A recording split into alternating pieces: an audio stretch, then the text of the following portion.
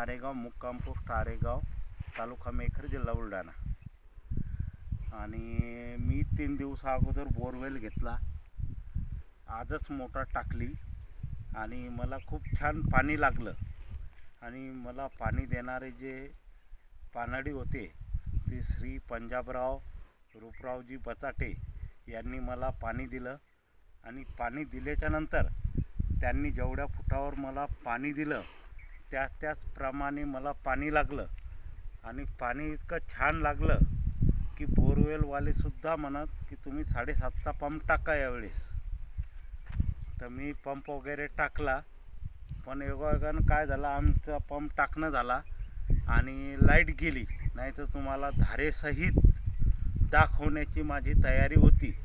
आणि मी पंजाबजी रूपरावजी बचाटे यांचे फार फार आभार मानतो की त्यांनी मला अशा ठिकाणी पॉईंट दिला आणि 7.5चं पाणी दिलं.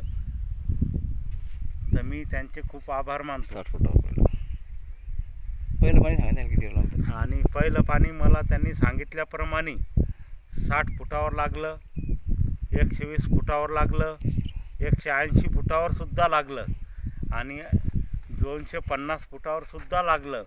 त्यांनी जे जे मला फुटानुसार पाणी दिलं ते खडक जसा जसा त्यांनी सांगितला तसा तसा बदलला. मी पंजाबराव बचाटे यांचे खूप आभार मानतो. आणि त्यांनी दिल्याप्रमाणे मला पाणी लागलेले आहे. तर पंजाबराव बचाटेंना मी घेऊन येणार आहे माझ्या बोरवेलवर आणि त्यांना पाणीसुद्धा दाखवणार आहे. आज लाईट नसल्यामुळे मी माझ्या बोरची धार दाखवू शकलो नाही, त्याच्याबद्दल मी माफी मागतो. आणि धार आल्यानंतर मित्रांनो नमस्कार, मी पंजाब बचाटे पाटील आणि आज तारीख आहे 4 जून 2024. जवळपास 2.5 महिन्यापूर्वी दिलेला पॉईंट आज आपला ड्रिलिंग झालेला आहे आणि अपेक्षापेक्षा मोठ्या प्रमाणात पाणी या पॉईंटला लागलेलं आहे. आणि आपण ज्या ज्या ठिकाणी सांगितलं आहे परफेक्ट 2-3 फुटाच्या फरकाने तिन्हीसुद्धा लाईन या पॉईंटच्या कटलेल्या आहेत.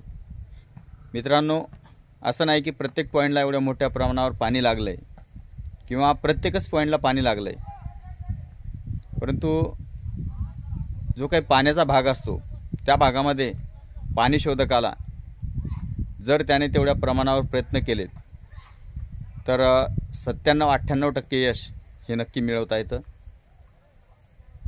कुठे कमी कुठे जास्त हा थोडासा नशिबाचा भाग आहे. आणि तसंच आमच्या दाजीचं नशिबामध्ये थोडक्यात म्हणता येईल की खूप मोठं पाणी त्यांच्या क्षेत्रामध्ये आजच्या तारखेमध्ये लिहिलेलं असावं. मित्रांनो, एवढ्या दिवसानंतर जो काही पॉईंट आपण 2.5 महिन्यापूर्वी किंवा 3 महिन्यापूर्वी दिलेला होता त्या ठिकाणी पाण्याच्या लाईन आटल्या आहेत की नाही त्यासुद्धा आपण चेक करायला त्या ठिकाणी गेलो नाही. आणि अचानक त्यांनी त्या ठिकाणी बोरवेल केला. मित्रांनो, आपण फक्त जरिया आहोत की काहीतरी शेतकऱ्यांचं भलं करण्याची संधी आपल्याला या परमेश्वरानं बहाल केली.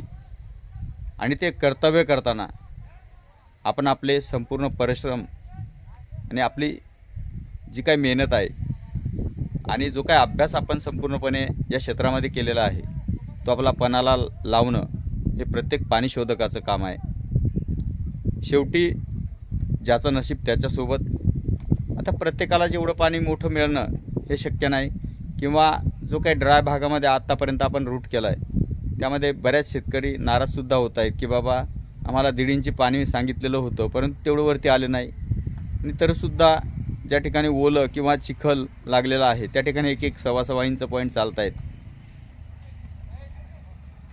कारण 2-2 वर्षापासून जो काही दुष्काळ त्या भागामध्ये पडलेला आहे, आता जमिनीमध्ये जे काही पर्क्युलेशन आहे ते वरच्या पावसामधून येतं आणि खूप खोलवरती प्रत्येक शेतकरी बोरवेल घेत नाही. यामुळं काही ठिकाणी आपल्याला अपेक्षापेक्षा कमी पाणी मिळतं, काही ठिकाणी अपेक्षापेक्षा जास्तसुद्धा मिळतं.